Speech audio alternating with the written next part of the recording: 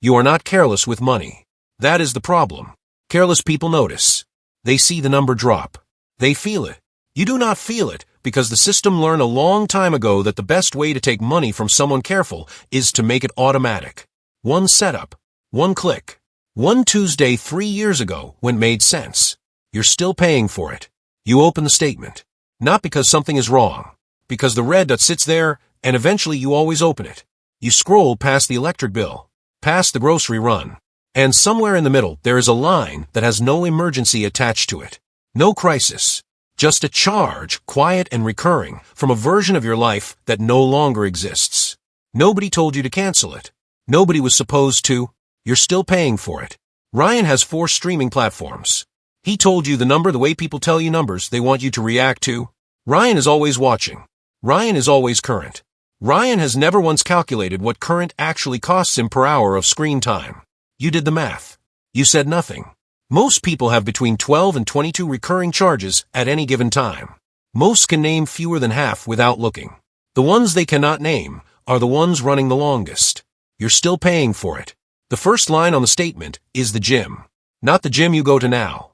The gym you joined in January when the version of yourself who joins gyms was briefly in charge. That version went 4 times in the first week. Then not at all after that. The membership is less than the gym you actually use. You never canceled it because canceling requires a phone call. The phone call requires a hold. The hold requires a Tuesday. You never assigned to this. You are not paying for a gym. You are paying for the version of yourself you intended to become, billed monthly, until you remember to stop. The second line is the warranty. You bought a laptop 3 years ago. The salesperson walked you through the protection plan with a retail smile and a statistic about accidental damage you could not verify. Most claims on extended warranties are rejected for reasons buried in exclusions you never read. The laptop works. The warranty renews quietly, like a tenant who never causes problems and never leaves. You're still paying for it. The third line is the credit monitoring service. It monitors your score. It sends alerts when your score changes by a few points. Your score has not changed significantly in 14 months. The alerts confirm this regularly in the tone of someone delivering small news that still requires your attention. You do not need to pay for this. All 3 major credit bureaus are required to provide free weekly reports to every consumer. The monitoring service sells you a product built on something you already own. $19.99 a month. Running for 26 months. What you just learned, most people never learn until the money is already gone. You're still paying for it. The fourth line is the brand. This one does not appear directly on the statement. Is folded into every category. The coffee pods at 3 times the price of the alternative with identical caffeine content. The appliance with the logo visible from across the room. The running shoes that cost twice the ones beside them, sold by an algorithm that learned what stories you respond to. Ryan drives a leased car with a badge that costs him extra every month. He describes it as an investment. Leasing is not investing. Leasing is renting something you cannot afford to own and paying a premium to give it back. You do not say this. You nod again. You're still paying for it. The fifth line is the insurance you stacked. When you rented the car at the airport, you were offered daily coverage. You said yes because the alternative was assessing a risk you had not evaluated before standing at the counter. What the agent did not mention is that many travel credit cards already include rental car coverage automatically. You paid for days of coverage you already had. This happens in every category where protection is sold separately. Cell phone insurance from the carrier. Travel insurance through the booking site. Purchase protection added at checkout. Most overlap with coverage you already carry and do not know you carry. You're still paying for it. There is a man named Marcus who sells commercial real estate downtown.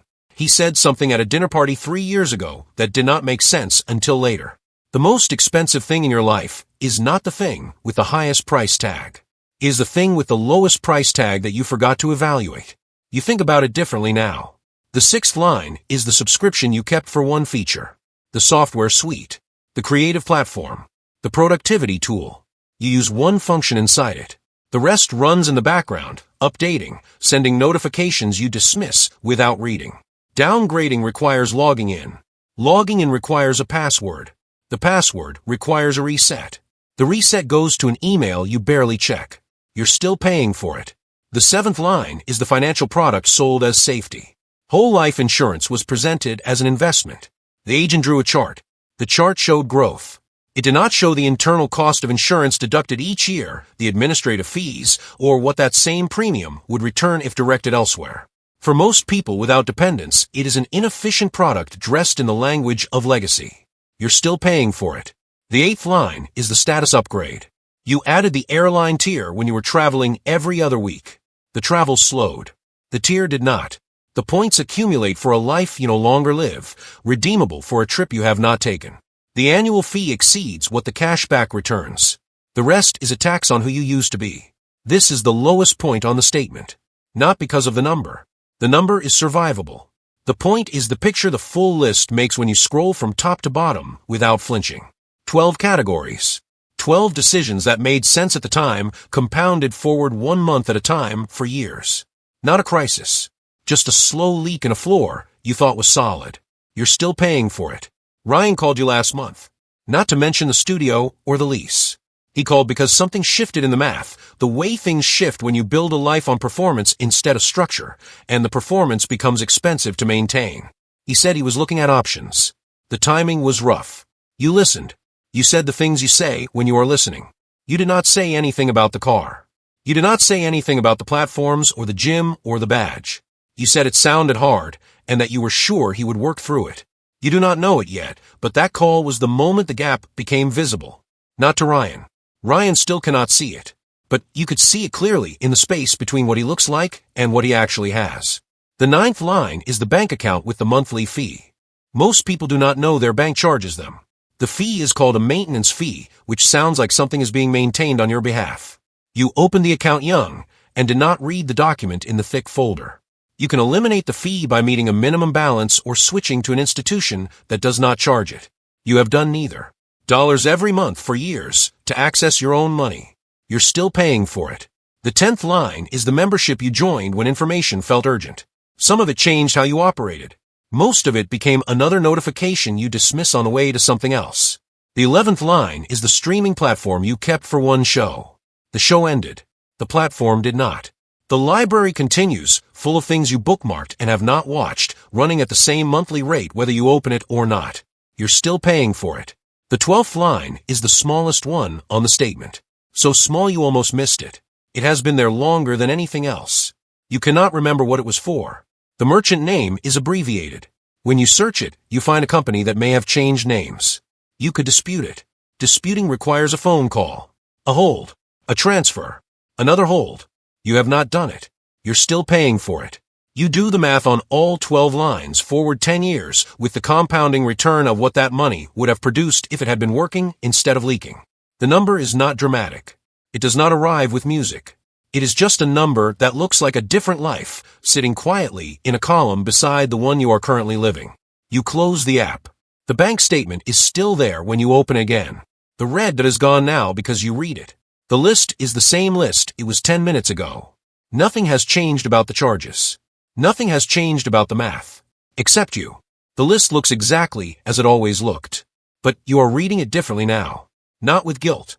Not with a plan yet. Just with the specific attention of someone who has decided to see what is actually there instead of what they want to be there. That is the only thing that changes first. Not the charges. The attention. The money follows the attention. It always did.